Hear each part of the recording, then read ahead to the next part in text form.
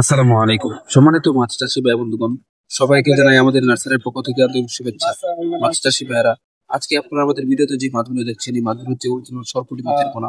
এই মাছগুলো কিন্তু আমরা সারা বাংলাদেশের যে কোনো প্রান্তে ফ্রিতে হোম ডেলিভারি দিই। আপনারা কিন্তু চাইলে এই মাছগুলো আমাদের কাছ থেকে সংগ্রহ করতে পারেন। মাছ চাষী ভাই বন্ধুগণ, আজকে আমি আপনাদের মাঝে এই মাছ সম্পর্কে কয়েকটি গুরুত্বপূর্ণ কথা বলবো। তবে যারা আমাদের চ্যানেলের মধ্যে নতুন, অবশ্যই আমাদের চ্যানেলকে সাবস্ক্রাইব করবেন এবং যারা পেজ থেকে আমাদের ভিডিওটি দেখছেন, আমাদের পেজটিকে ফলো দিয়ে রাখবেন নতুন নতুন ভিডিও পাওয়ার জন্য।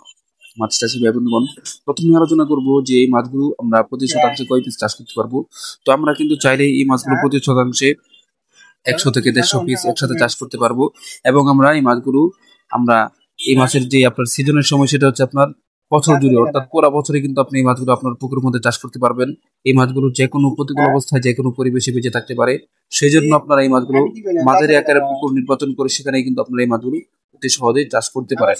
এবং আপনারা যদি এই মাছগুলো সঠিক নিয়মে চাষ করেন এবং যদি নিয়মতান্ত্রিক খাবার দেন, আশা করা যায় এই মাছগুলো আপনার 3 থেকে 3.5 মাসের মধ্যে আপনার বাজারে তোলার উপযোগী হয়ে যাবে। তো সেক্ষেত্রে আপনাকে যে কাজটি করতে হবে সেটা হচ্ছে যে মাছগুলোর যে খাবার রয়েছে, খাবারের প্রতি অধিক গুরুত্ব আরোপ করতে হবে।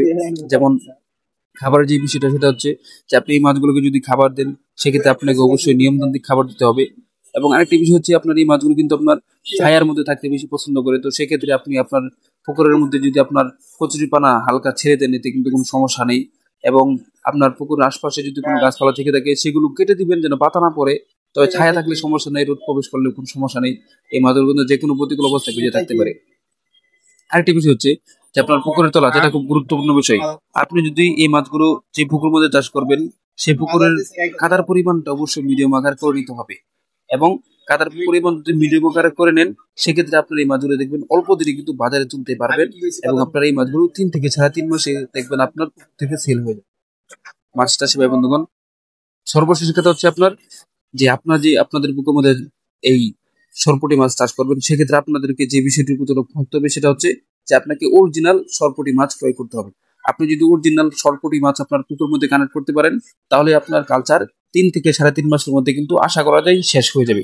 আর যদি আপনি অরিজিনালটা না পান, সেখান থেকে কিন্তু আপনার যে কালচার 3 থেকে 3.5 মাস লাগার কথা, সেটা কিন্তু বেশি সময় লাগতে পারে। তো এই বিষয়টির প্রতি আমাদেরকে অবশ্যই লক্ষ্য রাখতে হবে। সর্বশেষ হচ্ছে যে আমরা এই মাছগুলোকে খাবার হিসেবে কি কি দিতে পারবো। তো সেক্ষেত্রে আমি আপনাদের বলবো, আপনারা কিন্তু চাইলে এই মাছগুলোকে খাবার হিসেবে বাসমান ফিড এবং বিভিন্ন ধরনের কীট পতঙ্গ এবং কচুরিপানার ডিম, এবং তাছাড়া আপনি নিজে খাবার তৈরি করে দিতে পারেন। যেমন ভুট্টা এবং সরিষার খৈল মিশ্রণ করে এই মাছগুলোকে খাবার হিসেবে দিতে পারেন। সেক্ষেত্রে কিন্তু এই মাছগুলো খাবার হিসেবে গ্রহণ করবে। এবং আপনি যদি মাছগুলো ফিট খাবার খাওয়ান, সেক্ষেত্রে দেখা যাবে এই মাছগুলো আপনার 3 মাসে যদি ফিট খাবার সঠিক নিয়মে দিতে পারেন, 3 মাসের মধ্যে মাছগুলো বাজারে তোলার উপযোগী হয়ে যাবে। এই ছিল আজকে আমাদের সরপুঁটি মাছ সম্পর্কে সংক্ষিপ্ত কিছু কথা। আমাদের ভিডিওটি ভালো লেগে থাকলে আমাদের চ্যানেলকে সাবস্ক্রাইব করবেন। সবাইকে অসংখ্য ধন্যবাদ।